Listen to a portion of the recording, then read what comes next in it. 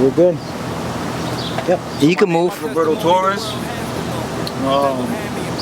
I go by DOA, although you're gonna hear people calling me Snake Eyes or Snakes. I went by that name for a long time. You know, I go by DOA, which stands for Dead on Arrival, and daonlyanswer, daonlyanswer.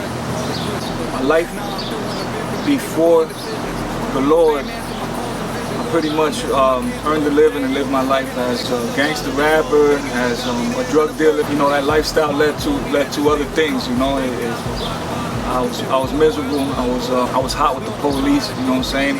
I would call them out on songs and entice them in a sense. You know, to look after me and to chase after me. I was violent. I was always armed. So I was always strapped. All those things came with the lifestyle. You know what I'm saying? And it's unfortunate that it just spiraled into the point where I ended up in prison. Prior to prison, I knew the Lord was calling me. You ever forgot to give you like a warning? All the time. Like what? One time, I'm driving on 9 South. I have tons of drugs in the car, no license, 40 cows on my waist, and I'm driving and I noticed a state trooper behind me, but super far. Something inside of me tells me he's coming after me, you know? And he's on the opposite lane, I'm on the right lane, he's all the way to the left, and I'm watching him on my rear view mirror, and I notice that he's coming closer and closer, and he shifts lanes, and I say he's coming after me. He shifts lanes again, he's behind me, he comes closer, and next thing you know, he's right up on me, and he's doing this right here. Just to, you know, he's gonna pull me over. But I guess he's trying to see if I'm gonna run or what I'm gonna do. So I start praying as a non-believer. I'm like, Lord, I know I don't deserve anything from you right now, but look at what I have in the car and look what I have on me. Like, you let this guy pull me over, I'm never coming home again, you know? I need you to do something now, you know? Please do something for me. And so the guy's following me. I take the exit to Amboy, and he's following me, takes the exit with me, and out of nowhere, a minivan filled with people.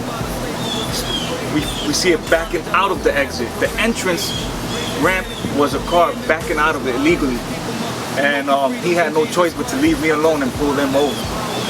And I took the exit, you know, with my heart on the floor, and I pulled over immediately, and I just couldn't stop thanking him, you know, and that was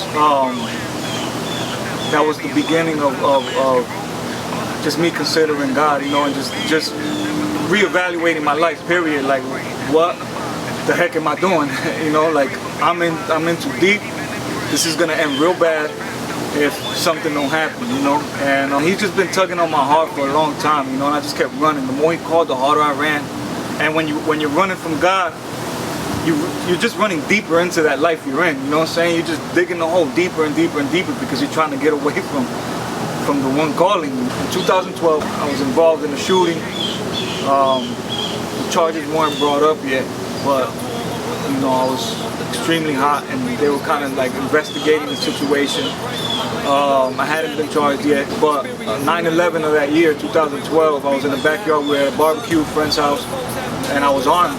So someone called, ended up calling them, telling them that I was back there. So they ended up raiding the house. You know, they found me with the gun on me. I got arrested, got out on bail. Feds end up picking up the charge, and I get incarcerated again. I get on bail again for that from the feds, federal bond, and a week later, the state picks up the shooting. I'm down on those 2 charges separate, you know, facing about 20 years, and it was looking real ugly for me. You know, my life had finally, you know, my run had finally come to an end. So while in the county facing these charges, I'm broken. My daughters, they come with their mother to visit me for the first time. I'm looking at my daughters, and they're just distraught. They're broken along with me. They're trying to get on the other side of the glass. They're looking for a way to come to where I'm at. They're destroyed, completely destroyed, shocked, confused, and I'm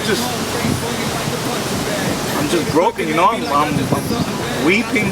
I just don't know what to tell them. You know, after the visit, I guess they thought I was going home with them, like they were coming to pick me up or something like that. And you know, when they come way before 15 minutes are up and they tell them the visit's over, they're just completely shocked, destroyed all over again, and they don't want to leave.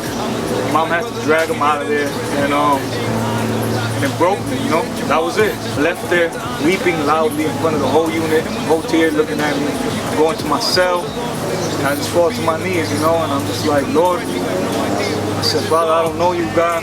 I don't love you because, you know, it's just true, I don't know you. So, but this is the time, you know. I surrender. I give my life to you. Have your way with this case, my life. Tell me what you want out of me. Make things right. Take care of you. Take my daughters, take my family, my circumstances, my case, everything, and do something with it. And from that moment on, he began to reveal himself to me. So, if you could give a message to somebody that's in your shoes right now, what would it be? Even like a youth, a youngster, or you know, a G or whatever. What would your message be to them right now? Somebody that's stuck, that kind of went through the same thing you're going through, where they want to come out of it but they can't. You know, that's the lie. That's the lie from hell. You know, that you don't have to be stuck in that life. You know, I know there's a lot of guys right now looking at me who want to leave. You know, they just like me. They don't know how to leave that game. You know what I'm saying? But there's a way out. You know, there's Jesus Christ. You feel me? He's gonna break you. It's gonna be difficult. He didn't promise that it was gonna be sweet once you come to him. On the contrary, it could get a lot worse. You know, before it gets better. But He is the way.